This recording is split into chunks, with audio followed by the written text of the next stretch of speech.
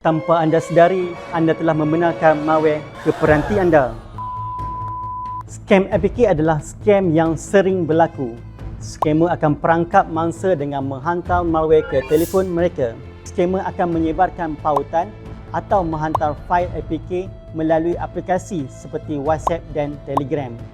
Mereka kemudiannya mengarahkan mangsa untuk muat turun aplikasi tersebut. Mangsa akan klik pada pautan tersebut dan diarahkan untuk muat turun fail APK yang sebenarnya adalah berbahaya. Apa yang sebenarnya berlaku jika anda muat turun fail APK ini? Tanpa anda sedari, anda telah membenarkan malware ke peranti anda. Jadi, scammer boleh mengakses telefon dan mendapatkan maklumat perbankan anda. Dalam sekelip mata, wang dalam akaun anda akan hilang dan maklumat peribadi anda mungkin disalahgunakan. Ingat, untuk elak menjadi mangsa scam APK, pastikan anda jangan klik pada pautan yang dikongsikan oleh pihak yang tidak dikenali. Semak terlebih dahulu dan elakkan memberi kebenaran kepada mana-mana aplikasi dengan mudah.